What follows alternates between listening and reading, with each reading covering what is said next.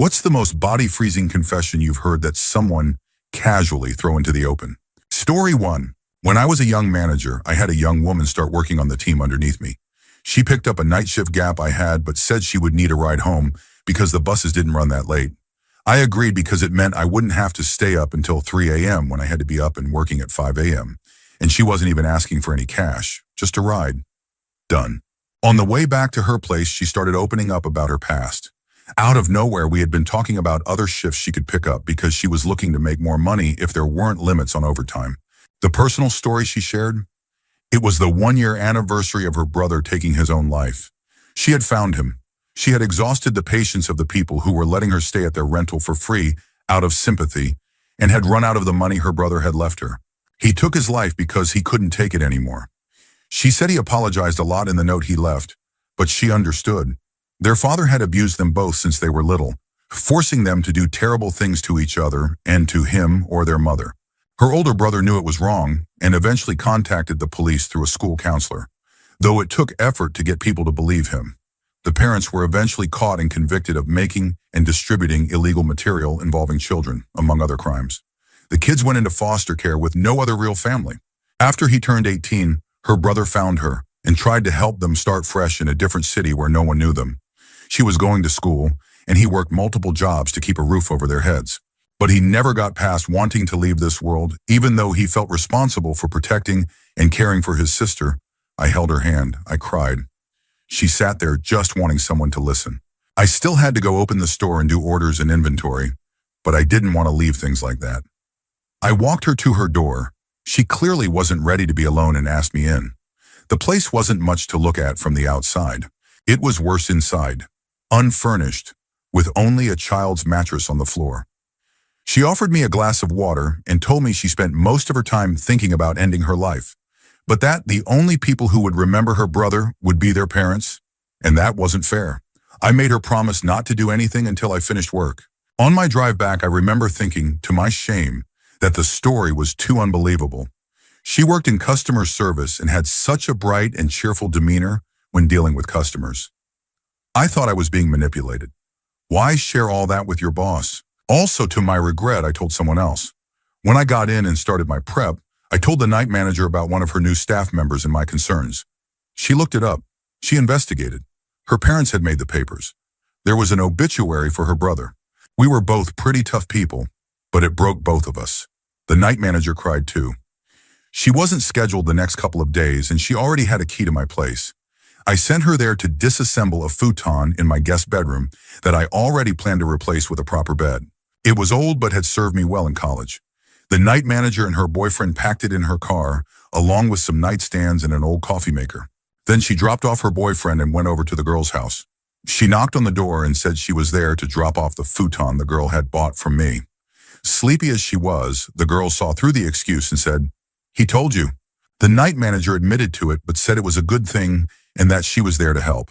They put the bed together, and the night manager spent most of the morning cleaning and arranging things while talking to her. I'd given her some cash, and she and her boyfriend chipped in, making it feel more like a home.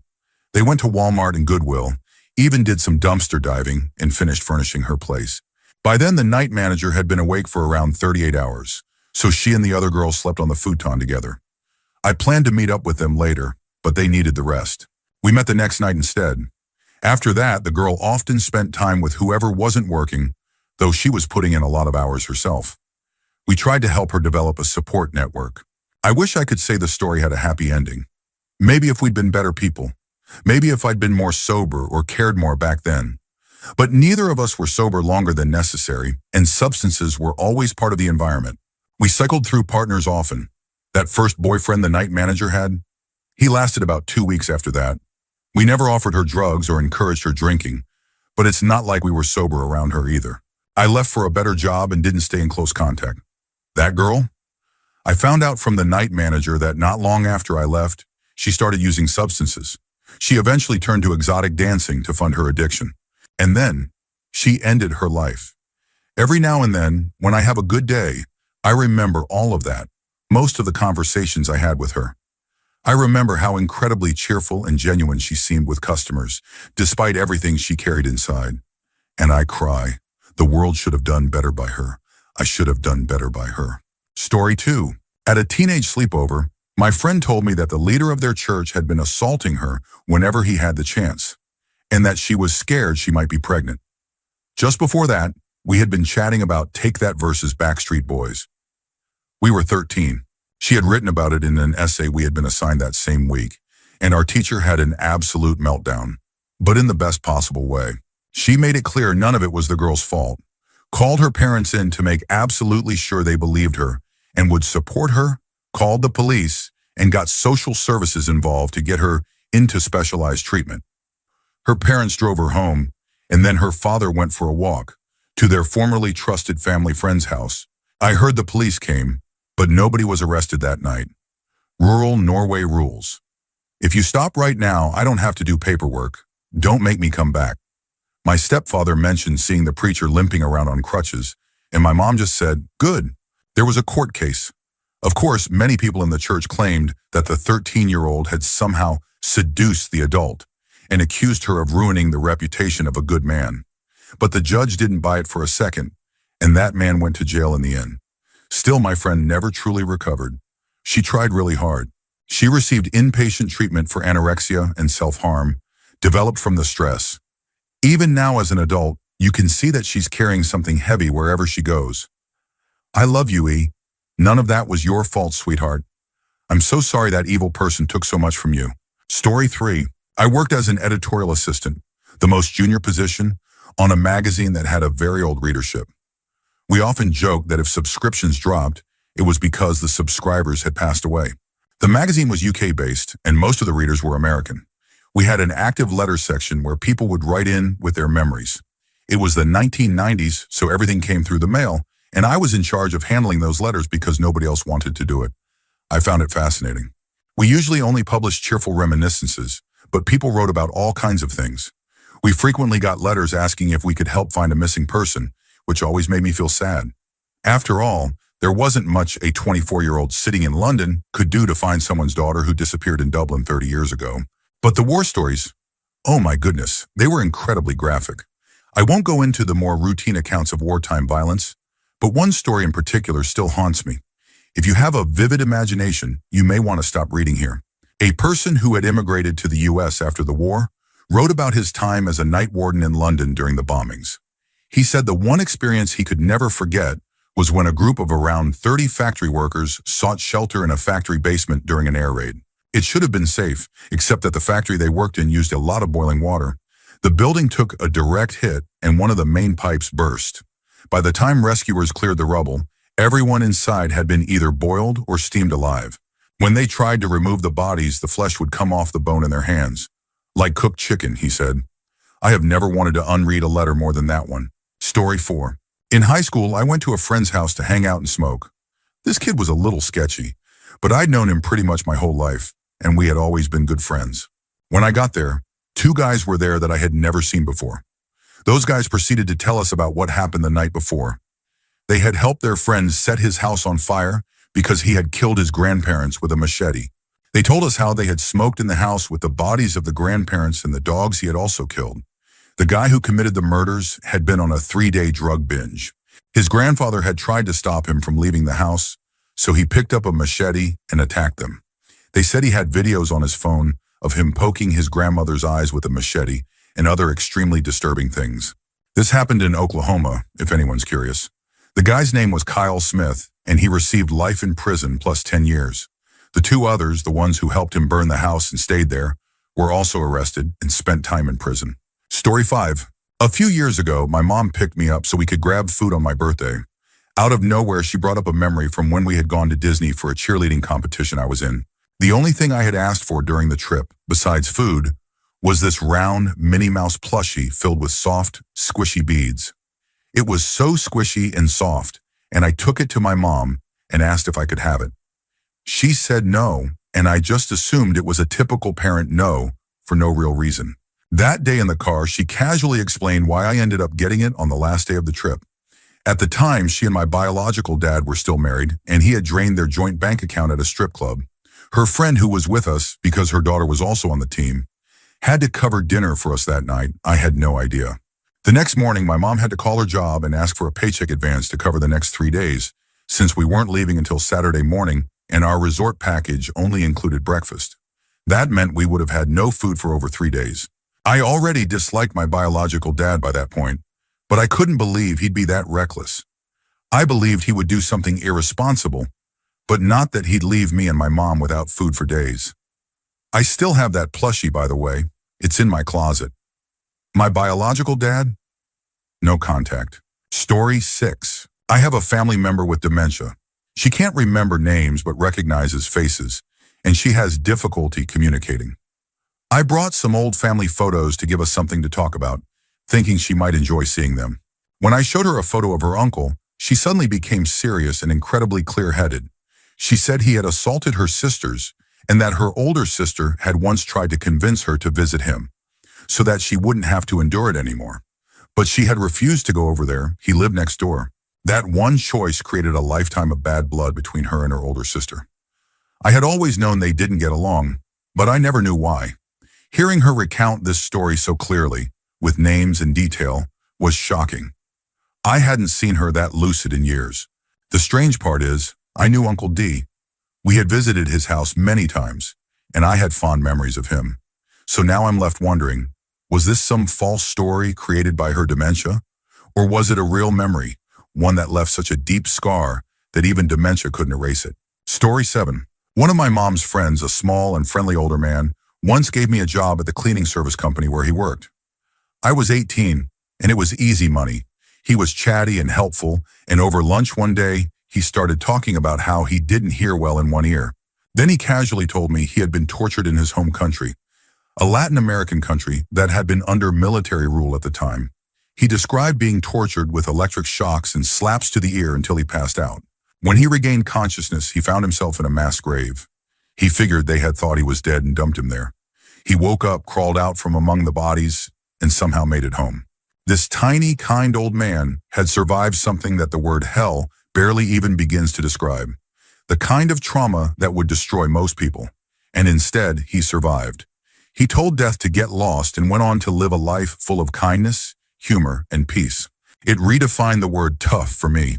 Tough isn't always loud or muscular. Sometimes it's someone who has seen the worst things imaginable and still chooses to enjoy life because they've seen the alternative. Story 8.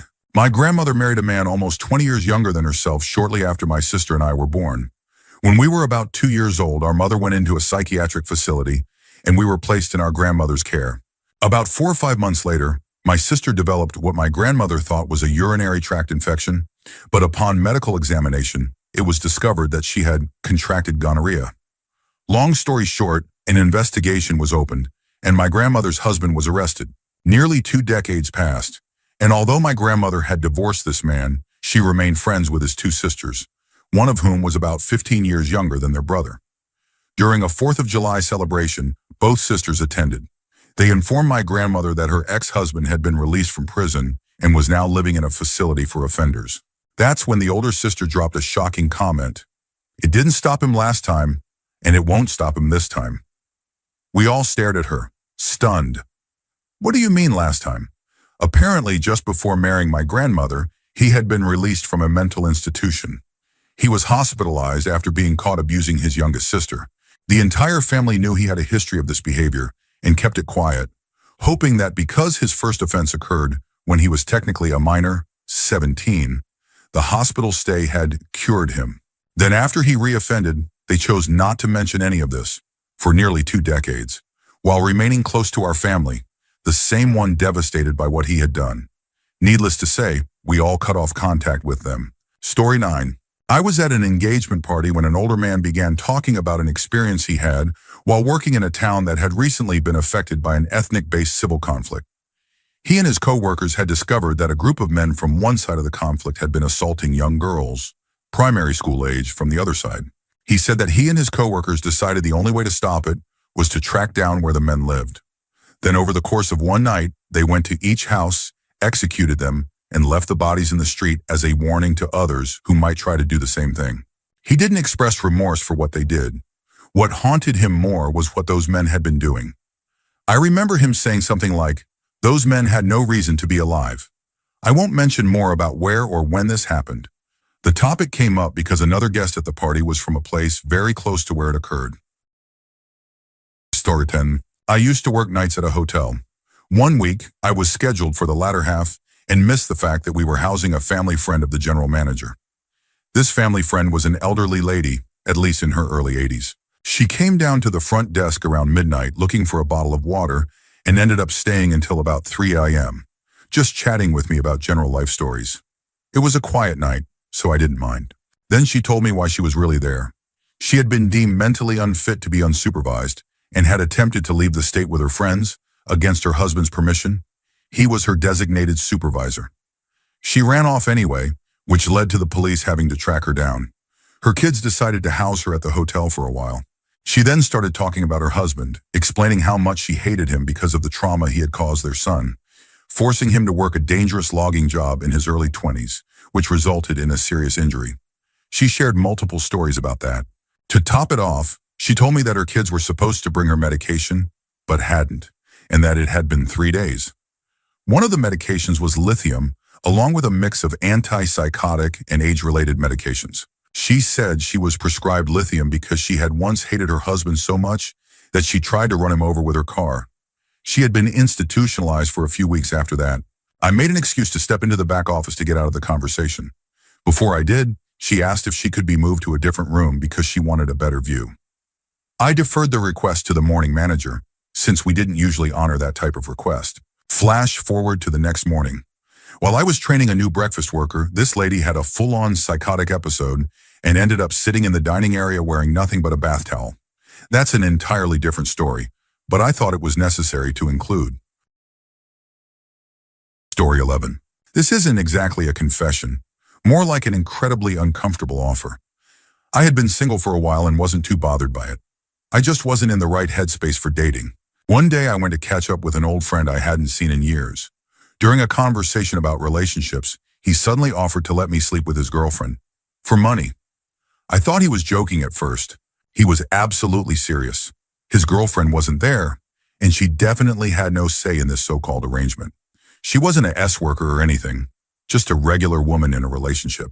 We did not remain friends.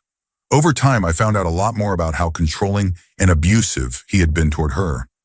I have no idea what happened to either of them in the end, but I do know she eventually left him with the help of her friends and family. Story 12. A couple of friends and I were on vacation in Amsterdam. We were sitting in the lounge of a coffee shop smoking when a guy walked in. He was really chill, originally from the UK, but had moved to the Netherlands a while back. It was just the four of us in that lounge, casually talking, mostly about motorcycles and stuff.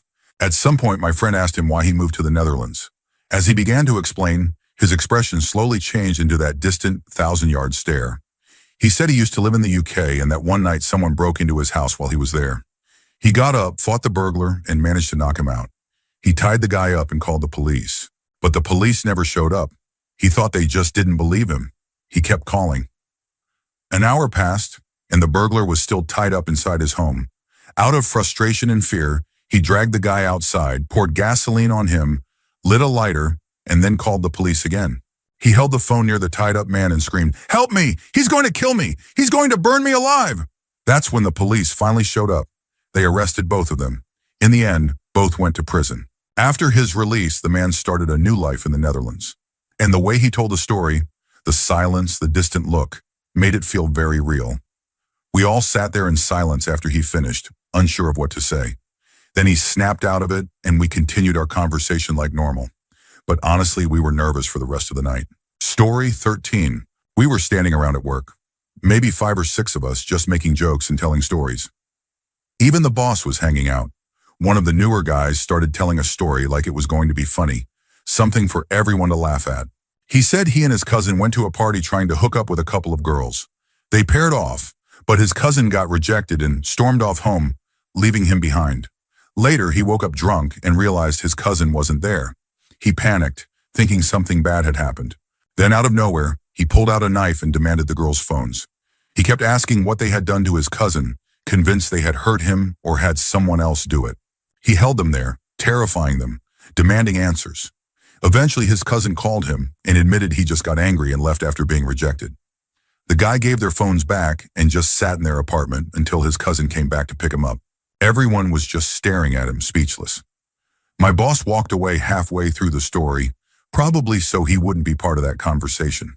I said, I would probably never tell that story again if I were you. I have a daughter, and it terrifies me that a night of innocent fun could bring her face to face with someone like that. He didn't seem to care about how much he scared those girls. To him, it was just a funny misunderstanding. Story 14. There was this guy I used to hang out with now and then for about 6 months before we lost touch. My wife and I got along okay with him and his family, but we didn't really click as close friends. A few years later, he showed up out of nowhere, looking to talk to someone familiar.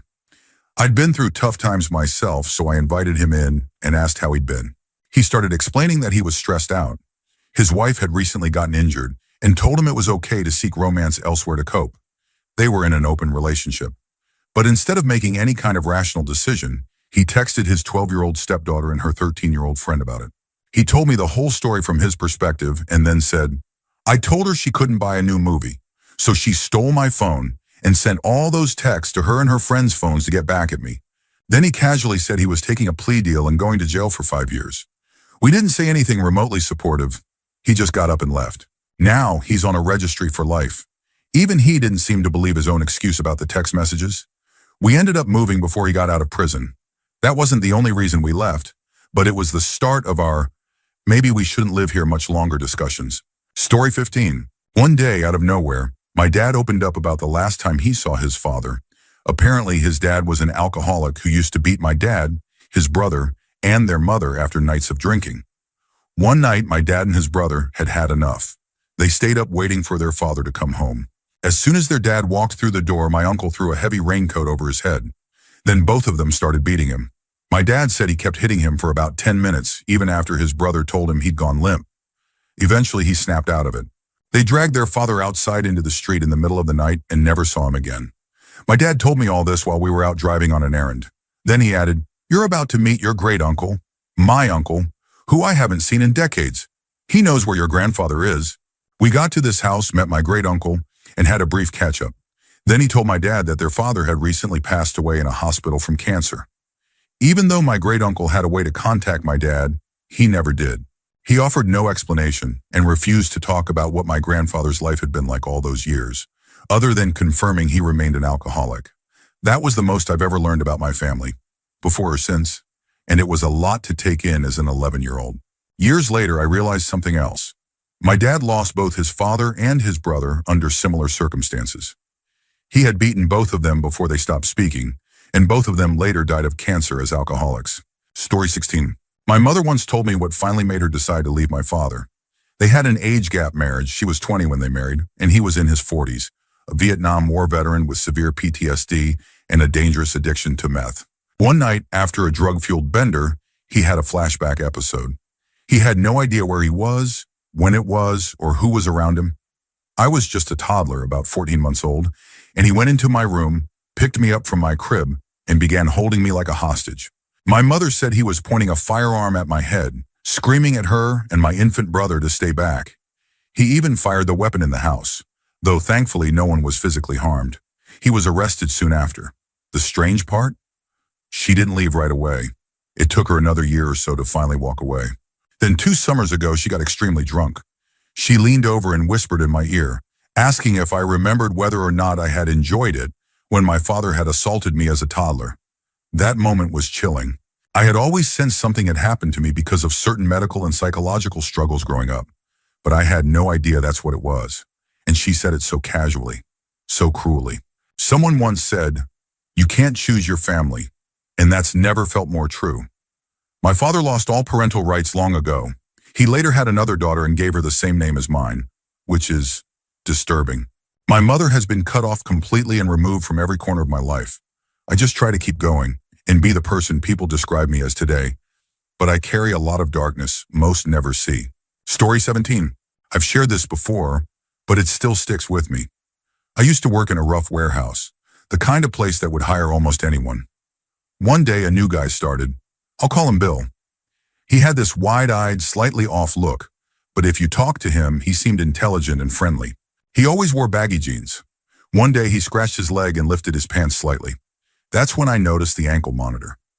I was surprised because I thought our company ran background checks. That's when I found out the company actually worked with the prison system to hire individuals from halfway houses. Bill had been in prison for over 10 years. He told me that much, but never shared what his conviction was for. He was always secretive about it. Eventually, rumors started going around. People said he had served time for sexual assault. My curiosity got the better of me, so I looked up his record online. It wasn't a woman he had harmed.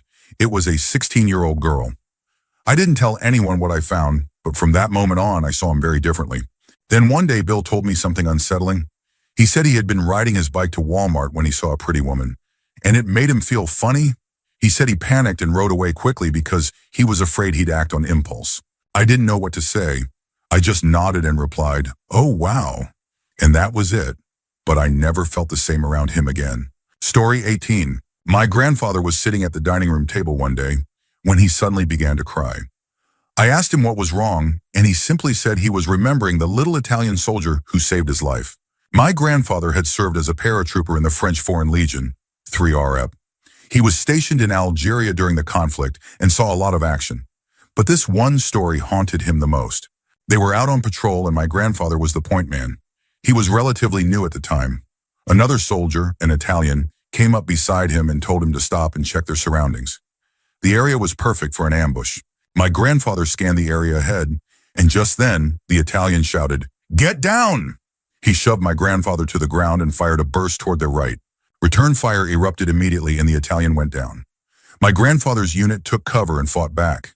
He dragged the Italian behind cover and started helping the medic. The man had taken a shot to the abdomen and was bleeding badly. The medic stabilized him and said he needed to be airlifted immediately. Eventually, the firing slowed down and the enemy appeared to retreat. A helicopter arrived and they loaded the Italian soldier on a stretcher. But as the helicopter lifted, the enemy began firing again. The pilot tried to bank sharply to avoid the attack, and the stretcher slipped. My grandfather watched the Italian fall from the helicopter and hit the ground with a loud thud, raising a cloud of dust. He landed in open ground. No one could reach him despite trying. The pilot had to fly off. This time the unit didn't wait. They launched a counterattack fueled by rage and grief and didn't stop until they were certain there would be no more ambushes. You can imagine what that likely meant. When it was safe, my grandfather ran to where the Italian had landed. He didn't survive the fall. My grandfather saw a lot during his service, but this was the moment that stayed with him the most. A man who saved his life died in front of him. He blamed himself for the blood, for the loss. Even decades later, he couldn't stand the sight of blood without becoming physically ill. He said it was also the first time he ever took a life out of pure anger, and it haunted him forever. It was the only story he ever told about his time in Algeria, because as he put it, it was the worst day of his life. Story 19. I'm from South Africa, and something that happened recently reminded me of this story. I was in a mixed group setting, chatting with a fairly new friend. His grandfather owned a large amount of land in the interior, somewhere between Bloemfontein and Colesberg, for those familiar with the area. Some of the land was active farmland. A small portion was reserved for game, but the majority of it was unused. We were talking casually about farm life and the hunting trips they took when he dropped what he thought was a funny story.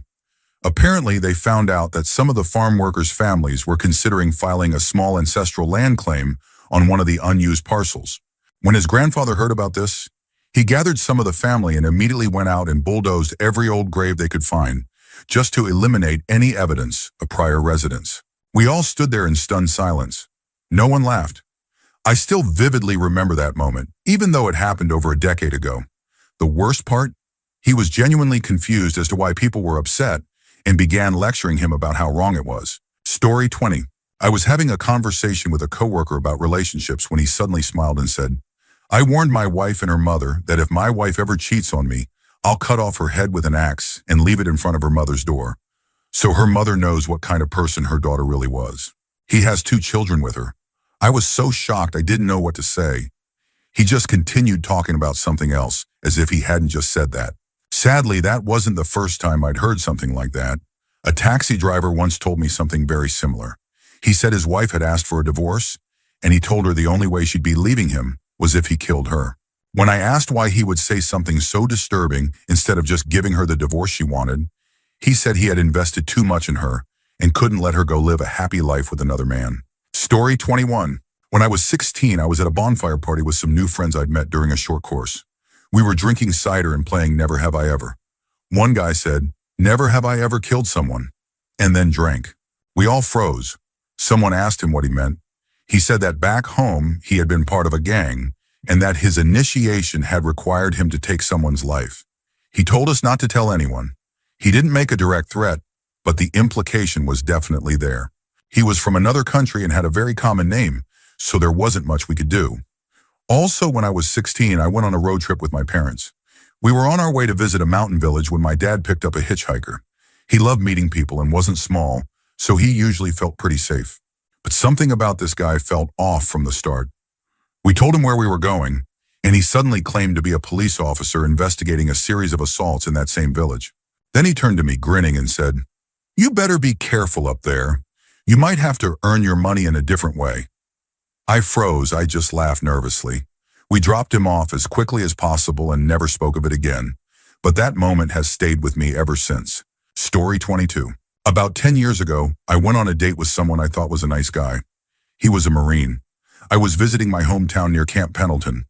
We'd been texting for about a month while I was away at college. He invited me out, and we ended up at a bar with some of his friends. I had a couple of shots with them and then went up to the bar to ask for water. A random woman came up to me and told me that those guys had drugged and assaulted her, and it was about to happen to me. I froze in place.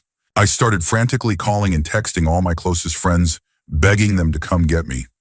I remember sitting on a bar stool staring at the ceiling lights, waiting for my best friend. That's the last thing I remember from that night. The next morning I woke up at the barracks in Camp Pendleton, unclothed. It took me years to recover from that, and even now it still hurts to think about. Story 23. I've got one scary story and one a bit more fun. Let's start with the scary one. I worked at a restaurant with this guy and ended up becoming pretty close friends with him. We often went out drinking, smoking, and hanging out late. He used to tell me stories about his rough childhood, how he was physically abused by his father and bullied in school because of a speech issue. One night after a long shift and some heavy drinking, we were walking to his place when he casually told me that he used to harm animals, specifically cats, when he was younger. He described doing awful things like setting one on fire, tying another to a rock and throwing it in a pond, and more. The worst part was when he described skinning one alive and said, with a chuckle, that they live longer than you'd think. It completely changed the way I saw him. Now for the fun one. My wife's grandmother was an eccentric artist who lived in a massive house with almost no furniture, just a mattress on the floor. She spent all her time working on her art, which covered every wall. She lived in Alabama after World War II and had been part of the Women Air Force Service Pilots, WASP. While she didn't fly, she worked radar operations. Over dinner one night, she casually said she'd been sworn to secrecy back then, but their primary mission was to track unidentified flying objects over the Gulf of Mexico. She claimed to have personally tracked 12 of them and said the team had documented many more. Story 24. I once gave a ride home to a guy I worked with, and during the drive, he casually started talking about 2 women he had assaulted. One of them had gotten drunk at his place and tried to leave, but he trapped her in a closet and forced her to perform a S-act on him. The second involved him and a friend taking a woman to a park under the pretense of smoking together. He said they took turns assaulting her while the other held her down. He told me all of this like it was just a regular story, like he was recounting something totally normal. It didn't surprise me much that he was a creep. He'd always made inappropriate comments about women. What did shock me was that his friend, the other guy he mentioned, was someone I had thought was really sweet. I did not see that coming. The police were contacted, but unfortunately, the case went nowhere because it turned into a he said, she said situation, and I didn't know who the victims were. Still, I made it my mission to get the word out. I shared what I knew across social media and tagged his profile to make sure people knew who he was. Story 25. My grandmother once casually told me about the time my mom almost attacked my grandfather. We were doing the dishes together, just chatting, when she suddenly mentioned how glad she was that her ex-husband had passed away. She said she was tired of pretending to be sad about it. She started talking about how he was a heavy drinker and how he used to abuse both her and my mom. That part I already knew. I had overheard family members talk about it many times. But then she told me a story I had never heard. One night he came home drunk and started throwing her around the room while my mom cried. Then he grabbed something and smashed a window. He found money they had been hiding from him and started heading back out. That's when my mom, just a kid, grabbed a piece of shattered glass and ran at him, screaming that she was going to hurt him. My grandma had to hold her back until she calmed down. After sharing that story, my grandmother went right back to talking about the good old days and how much better things used to be. Meanwhile, I stood there having an existential crisis. As a kid, I used to love my grandfather. I thought he was such a kind, gentle man. Story 26. I used to work as a counselor, so I heard a lot of disturbing stories. But one moment that truly froze me came from a man who told me he had tried to strangle his wife because she accidentally spilled water on his computer keyboard. His wife was sitting next to him, laughing like it was no big deal. I just sat there in silence, stunned. I am convinced he was a sociopath or psychopath. I absolutely hated having them in sessions. He always tried to make me uncomfortable, to get a reaction out of me. Eventually, I transferred them to a more experienced counselor who specialized in domestic violence. I never saw them again. In my personal life, one of the worst moments was when someone casually told me they had assaulted a 6-year-old girl years ago. It had happened when he was a teenager, and the victim was his best friend's younger sister. He said he snuck into her room while she was sleeping. I was a mandated reporter at the time, so I told my supervisor immediately.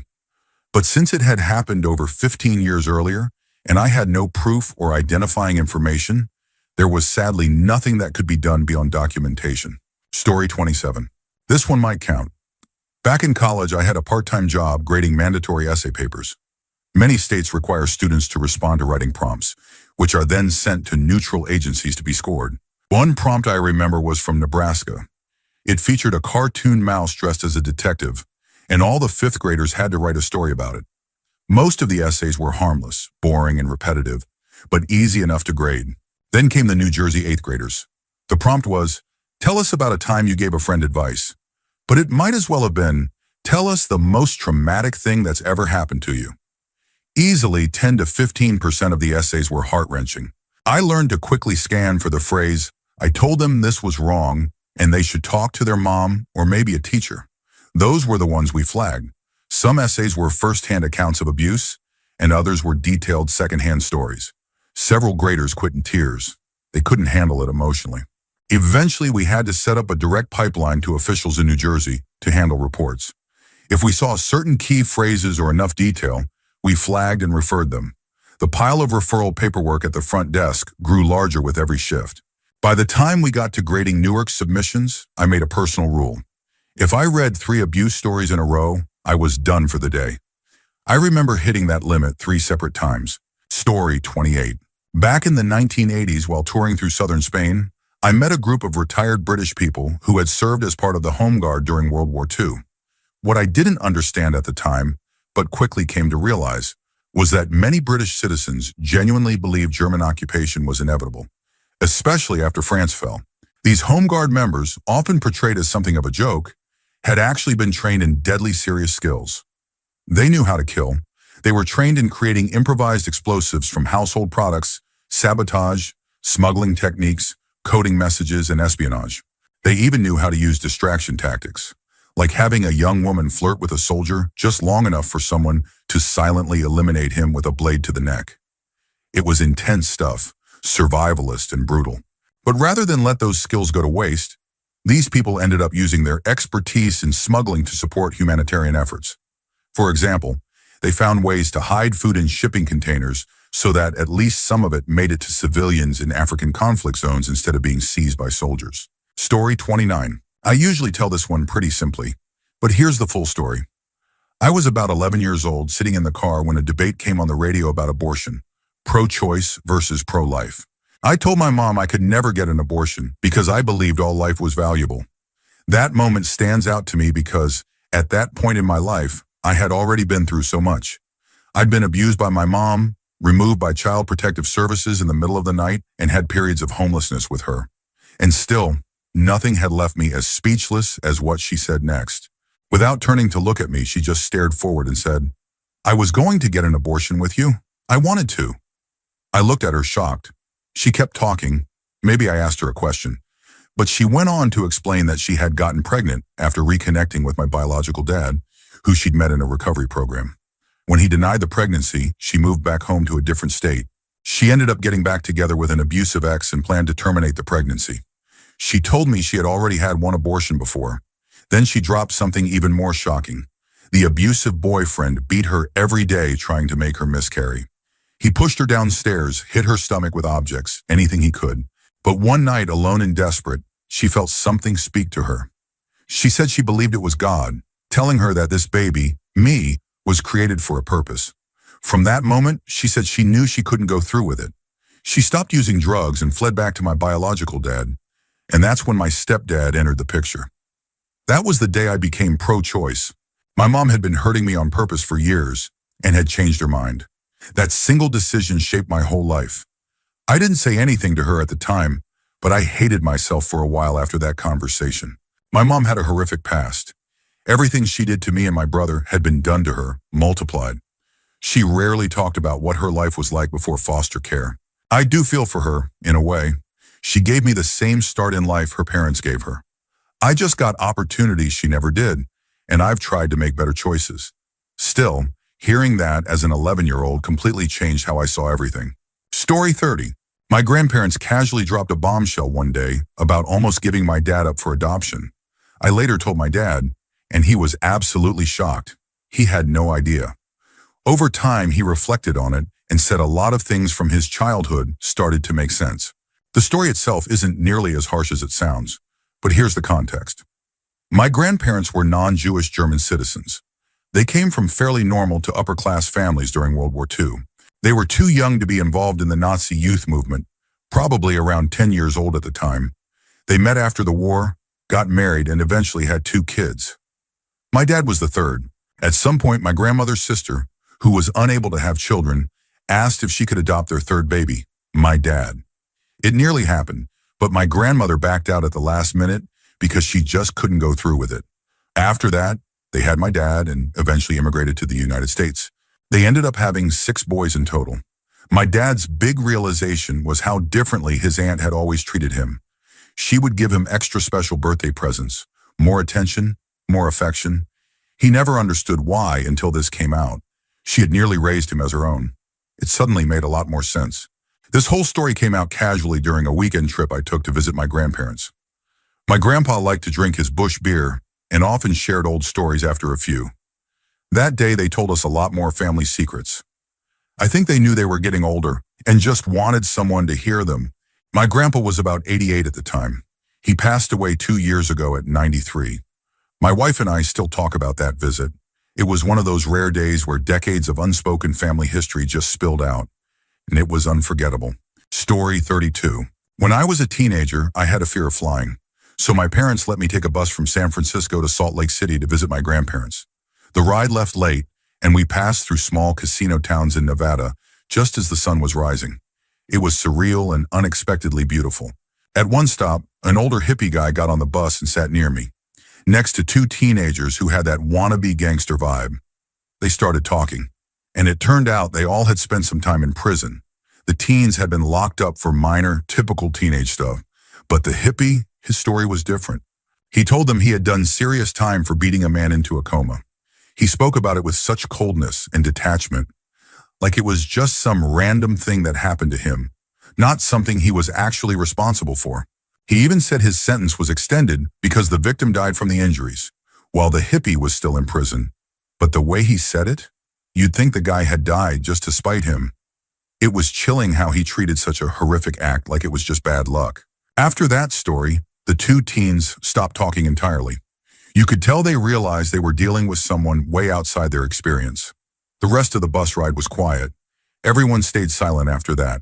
Story 33. As part of my training to become a clinical psychologist, I spent a year at a forensic psychiatric hospital, the kind of facility where individuals go if they've been declared not guilty by reason of insanity, or if they've been found unfit to stand trial. One of my roles involved sitting down one-on-one with patients to gather an updated assessment of their understanding of the crimes they had been charged with. Each session lasted about an hour. I would ask them to walk me through everything: what happened, how they were feeling at the time, what they believe happened now, and their attitudes about it today.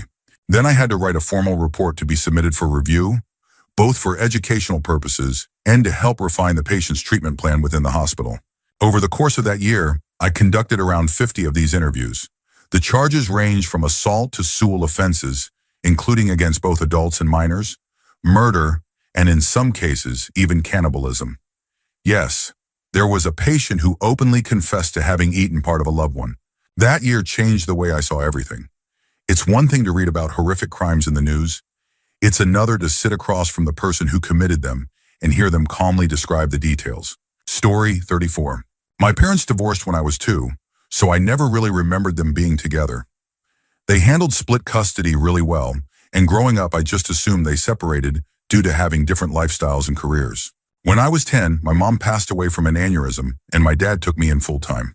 He raised me on his own after that, made sure I got to college, and eventually met my now stepmother, who's absolutely wonderful.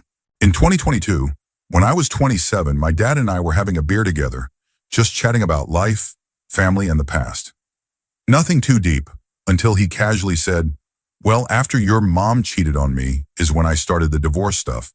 I stopped and asked, "Excuse me?" He went on, "Yeah, your mom's family and I had an agreement. They were supposed to tell you when you were a teenager."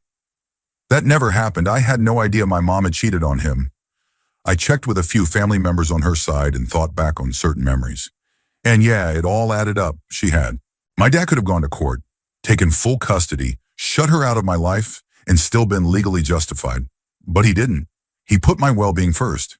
He never said a bad word about her. He was nothing but respectful, even kind to her, for my sake. He's a good dad. He'll be 65 this year, and I'll be 30. I'm honored to be his son. Story 35. An older gentleman once opened up to me about something that completely floored me. He told me that years ago he had sold fentanyl on the streets. He said he knew for a fact that it had led to multiple deaths. He remembered the faces of the people it harmed. He said those memories haunted him every day. Now he delivers pizza for a living and tries to be as kind and compassionate as he possibly can to everyone he meets. But deep down, he feels irreparably tainted, like nothing he does can ever bring those people back. He told me he'd accepted that truth a long time ago. I've worked in retail for years and have dealt with all kinds of people, many of them older, sick, or socially isolated. But that moment caught me off guard. I didn't know what to say. The only thing that came to mind was, we've lost a lot of people to fentanyl. You can't undo what's happened, only make different choices moving forward. I haven't seen him since, but I think about him sometimes. I hope he's doing okay. Story 36. This wasn't exactly a confession, but it was one of the most jarring, unexpected things I've ever heard someone say, and it came out of nowhere. At my first professional job, there was a coworker I'll call Jane. She was a small, quiet woman, likely in her late 30s, though her graying hair made her seem older. She reminded me of Velma from the old Scooby-Doo cartoons, just with longer hair. We rarely interacted. The only times we spoke were at the copy machine, where we'd exchange polite greetings and go on with our day. One afternoon, we ended up at the machine at the same time. As usual, we said hello, and then she started talking about how stressful her week had been. I thought she was just venting about normal life stuff, deadlines at work, kids acting up, that kind of thing. I nodded along listening. Then completely out of nowhere, she told me that just the night before, she had been in the car with her husband. They were arguing. At some point, he pulled the car off the road into the woods, reached into the glove box, and pulled out a handgun. He deactivated the safety and pressed it to her head. She said he began rambling, saying he was tired of her, asking her if disagreeing with him was worth her life. At one point, he even mused aloud about how their kids would cope if she was gone, and he went to prison. And then he put the gun away, drove back onto the road like nothing had happened, and they continued their evening. I was 26 at the time, and I just stood there absolutely stunned. Jane finished the story and walked off, leaving me completely disturbed and unsure how to react. Looking back, I don't think she expected or wanted a response. I think she was still processing what had happened and just needed someone, anyone, to hear her say it out loud. It's been years since that day. This was in 2017, but I hadn't thought about it again until now. It still gives me chills. Story 37. I have many stories, but this one stands out. When I was very young, maybe around 7 years old, my mom began opening up to me about some of her traumas. Like others have shared, it seemed like she just needed to get it out, and I happened to be the one she confided in. I was far too young to hear these things, but looking back, it's helped me understand her better. We don't get along very well today, but knowing what she went through puts a lot into perspective. The first story she told me was about when she was around 4 years old. Her father took her little kitten outside and killed it in front of her. Another time she told me about something much darker. She said that when she was a teenager, a boy she'd never met before pulled up beside her in a convertible and invited her to go for a ride. Once they started driving, he pulled out a bag of silver paint and began inhaling it. She said that by the time he pulled over, the paint was all over his mouth and nose. Then he assaulted her on the ground. I don't think she ever told anyone else about it. At one point I asked her why she had divorced my dad, as young kids often do. She told me he had been addicted to alcohol, would stay out drinking all night, and would come home and leave the front door wide open. She said that once they got into an argument while he was holding baby me, and he pushed her while drunk. I was there, but I don't remember it, thankfully. She also told me that when she was little, her brother, my uncle, forced her into something unspeakable. The same man touched me inappropriately at a family Christmas gathering when I was a child. At the time, I didn't fully understand what had happened, but it stayed with me. Years later, well into my 20s, I finally learned that my dad wasn't just an alcoholic. He had also been addicted to cocaine and heroin. He would sometimes come home with needles still in his shirt pockets. Apparently, he even burned down his parents' house by accident while high. And then, one of the most shocking stories. It turns out my family has owned farmland for generations, and some of our relatives were buried on that land. One day, during an argument, my great-grandfather dug up the skull of my great-grandmother's sister, who was buried on the property, and showed it to his wife just to upset her. After hearing all of these stories over the years, things about my family started making more sense. I've had an incredibly difficult time with both of my parents, and honestly, I could go on and on about everything I've learned. The more I uncover, the more I realize just how deep the dysfunction runs. Story 38. I was raised in a conservative Christian household where admitting to same-sex attraction could get you disowned and kicked out. My parents often used words like disgusting, sinful, shameful, and abomination whenever they talked about people who were open about their orientation. Whether it was someone on TV, in public, or even an old friend online. It made things incredibly difficult for me as a bishop woman. I had to keep that part of myself hidden for so long, so hidden in fact, that I didn't even fully acknowledge it until I was married to my husband. He's the one who gently pointed out and continued to love and accept me, just as I was. We're both Christians, but definitely not the kind my parents are. Our version of faith is rooted in love and grace, not judgment and exclusion. So imagine my surprise, actually, my anger, when one day my mom casually confessed that she doesn't find men physically attractive. She said, "They do nothing for me." Then, completely unbothered, she added, "But boobs?" and snapped her fingers, saying they could immediately turn her on. I was stunned. I didn't say a word, mostly because I knew my mother couldn't handle the weight of her own confession. She wouldn't survive the emotional fallout if she realized that the last 37 years of her marriage to my dad, decades of feeling no desire and avoiding intimacy, were likely the result of being a closeted lesbian. She wouldn't be able to process it, let alone admit it to herself. So I kept quiet. I've never brought it up again, but I've kept this information tucked away in the back of my mind, should the day ever come when I feel the need to remind her of the very thing she's always condemned in others. Maybe then, she'd finally understand how deep hypocrisy can run, even in a house built on faith. Story 39. Many years ago, I was playing World of Warcraft with a great group of people. We were in a hardcore guild, playing daily, and over time, we became close. Some of us even developed real friendships. One member brought in his younger brother, a 17-year-old who was going to join our raid group. At first, I found him kind of annoying, but over the months, I started to warm up to him. We began chatting more, and he started opening up to me.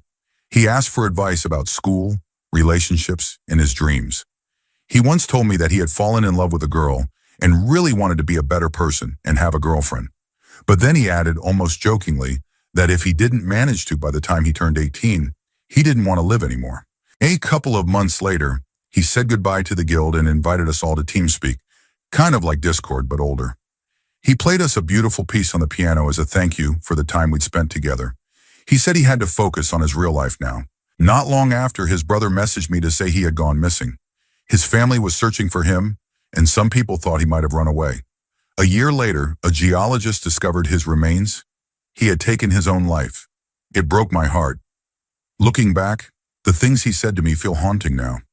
I wish I had realized how serious he was. Story 40. This wasn't exactly a conversation, it was letters, but it stuck with me for life. I once worked as an editorial assistant at a magazine with a very elderly readership. We used to joke that when subscription numbers dropped, it probably meant the reader had passed away. The magazine was UK-based, but most of the audience was American.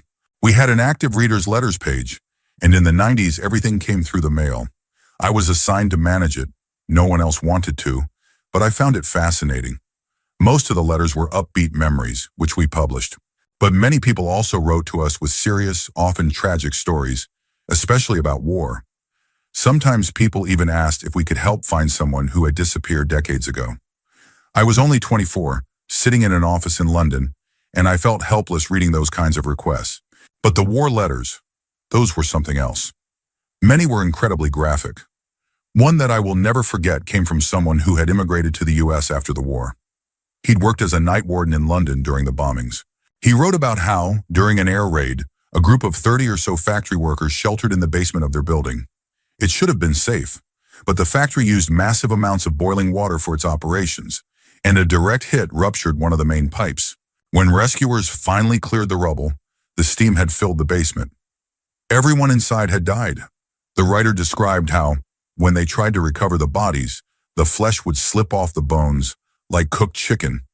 It was a horrifying image, one I can never unsee, and it reminded me how deep and brutal human history can be. Story 42. Back in 2015, when I was 20, I went to the bank on a Saturday morning. This particular branch only had the drive-thru open on weekends.